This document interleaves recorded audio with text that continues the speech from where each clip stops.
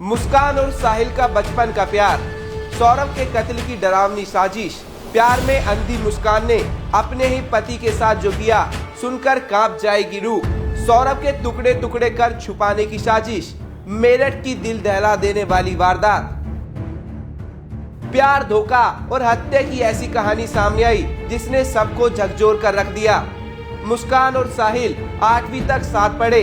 बचपन की मासूम दोस्ती कब प्यार में बदली किसी को पता नहीं चला, मगर फिर जिंदगी ने करवट बदली और दोनों की राहें जुदा हो गई। मुस्कान की शादी सौरभ से हुई। शादीशुदा जिंदगी अच्छी चल रही थी कि अचानक स्कूल का पुराना व्हाट्सएप ग्रुप बना और यहीं से मुस्कान और साहिल का दोबारा मिलना जुलना शुरू हो गया। पुराने प्यार ने फिर से आग पकड़ ली। मुस्कान और साहिल के बीच बातें फिर से बढ़ने लगी। दोनों चोरी छुपे मिलने लगे, लेकिन मुस्कान का पति सौरभ उनकी हरकतें भाप गया था। सौरभ को अपने रिश्ते पर खतरा महसूस हुआ। उसने मुस्कान को शक की निगाहों से देखना शुरू कर दिया। फिर एक दिन एक सनसनीखेज वारदात ने पूरे मेरठ को हिलाकर रख दिया।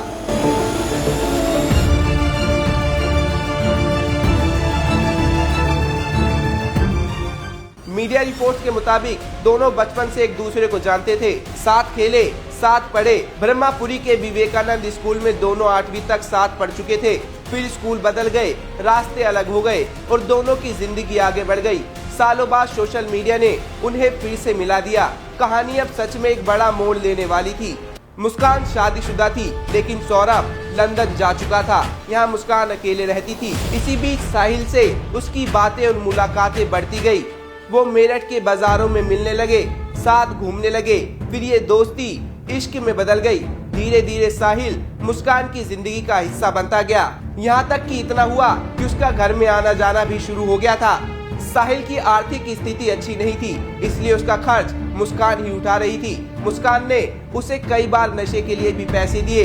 वो सौरभ के भेजे गए पैसे का इस्तेमाल साहिल पर कर रही थी। सौरभ 24 फरवरी 2025 को लंदन से वापस मेरठ आया था। प्लान के मुताबिक मुस्कान ने पहले सौरभ को बेहोश करने के लिए दवा खरीदी, जो उसने खैर नगर के एक मेडिकल स्टोर से ली थी। इसके बाद उसने शारदा रोड से एक तेज धार वाला चाकू और उस तरह खरीदा।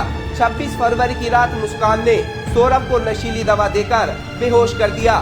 जब सौरभ बेसुध पड़ा था, तब साहिल ने चाकू और उस तरह से उसका बेरहमी से कत्ल कर दिया। सौरभ के शव को छिपाने के लिए पहले मुस्कान और साहिल ने प्लास्टिक के बैग का इस्तेमाल करने की प्लानिंग की, लेकिन जब शव बैग में नहीं आया तो उन्होंने नया तरीका निकाला। मुस्कान ने घंटा घर से एक बड़ा नीले रंग का प्लास्टिक का ड्रम खरीदा, जिसमें शव को रखने की प्लानिंग की गई थी। इसके अलावा शारदा रोड से सीमेंट और रेत भी खरीदा गया, ताकि शव को पूरी तरह से छिपाया जा सके।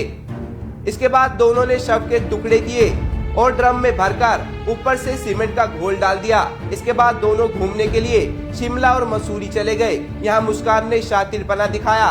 उसने मोहल्ले वालों को पहले ही बता दिया था कि वो सौरभ के साथ घूमने जाने वाली है। जब मुस्कान के माता पिता को इस हत्याकांड की सच्चाई पता लगी तो वो भी हैरान रह गए। उन्होंने साफ शब्दों में कहा कि उन्होंने अपनी बेटी का साथ नहीं दिया। मुस्कान की मां ने कहा, हमने जब सुना कि उसने ये सब किया है तो हमने साफ कह दिया कि हम उसका साथ नहीं देंगे।